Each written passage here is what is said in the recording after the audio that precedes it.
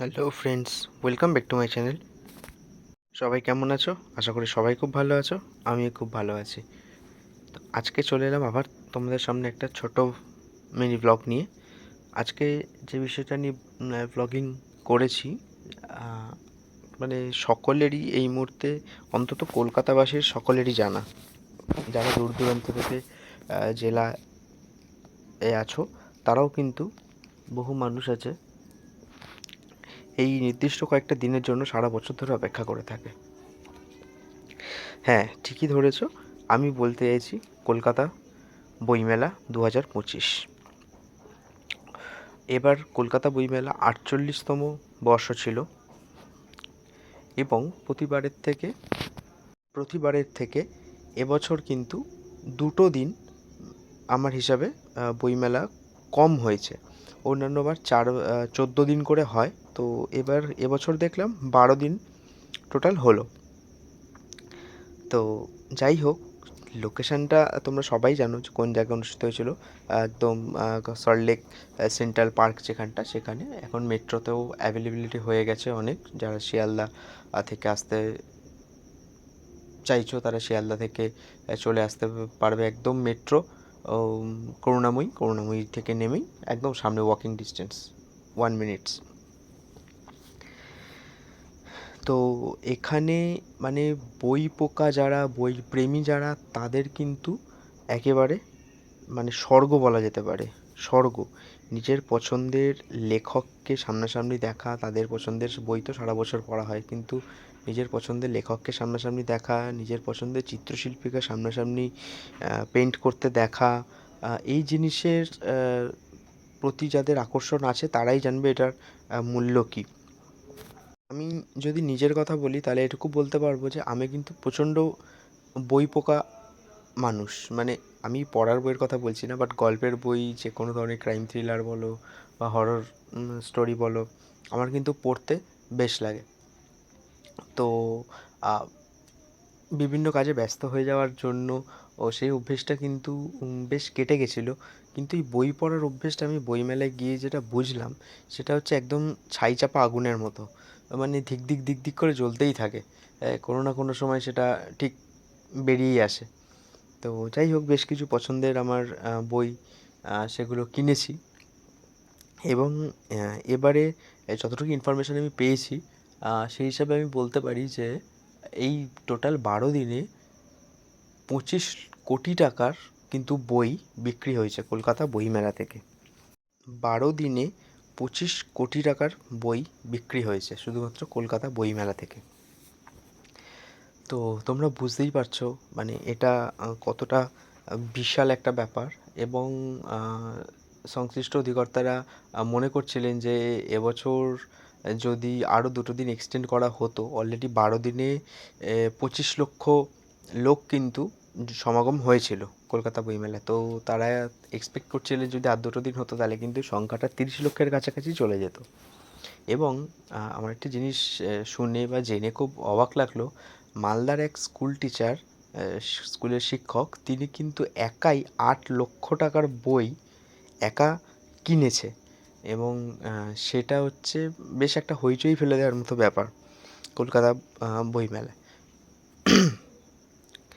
তো যাই হোক, মানে এখানে হেন কোনো পাবলিশার্স ছিল না, হেন কোনো প্রকাশনী ছিল না যাদের কিন্তু এখানে স্টল ছিল না।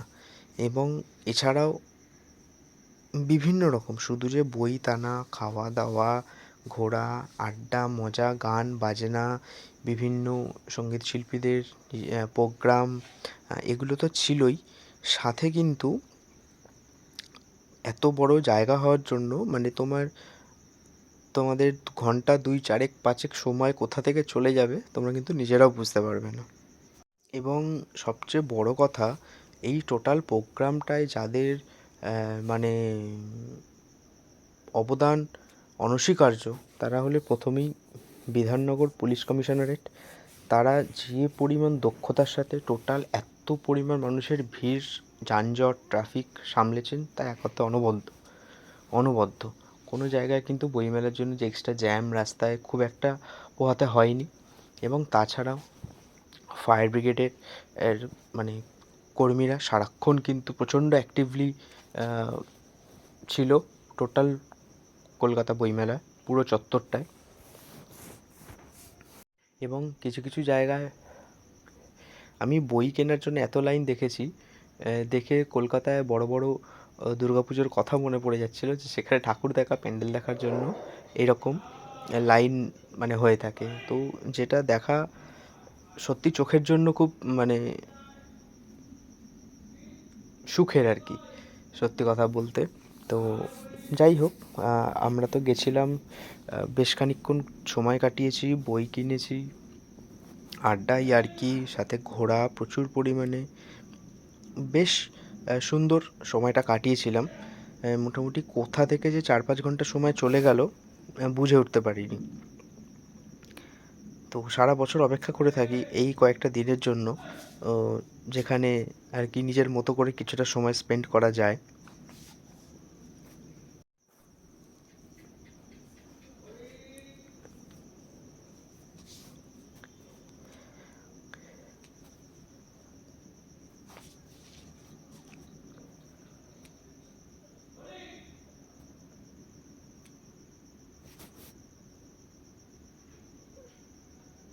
দেখতে পাচ্ছ কিভাবে চিত্রশিল্পীরা তাদের ক্যানভাসে লাইভ নিজের আহ, নিজের হাতে ছবি আঁকছে।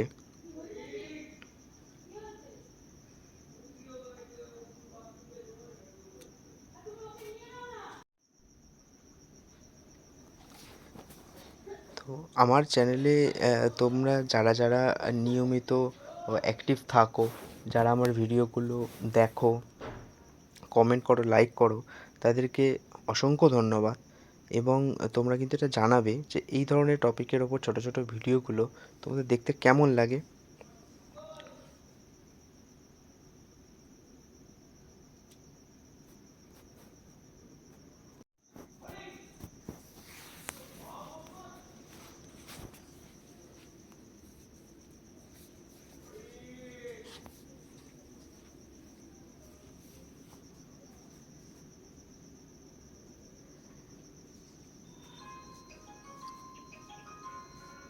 যেটা বলছিলাম তোমাদের, যে বই কেনার জন্য লাইন, তোমরা এটা দেখতে পাচ্ছ এখানে, মানে কিছু কিছু জায়গায় এমন লাইন পড়েছে বই কেনা দেখার জন্য, যে অভাবনীয়। তো কিছুটা সময় কিন্তু কাটিয়েছিলাম এইখানটায় এসে, এবং বেশ কিছু বিভিন্ন ধরনের ইনফরমেশন কিন্তু গ্যাদার করতে পারবে তোমরা কলকাতা বইমেলায় আসলে। এবং সম্পূর্ণ পরিবেশটাই একদম অন্যরকম।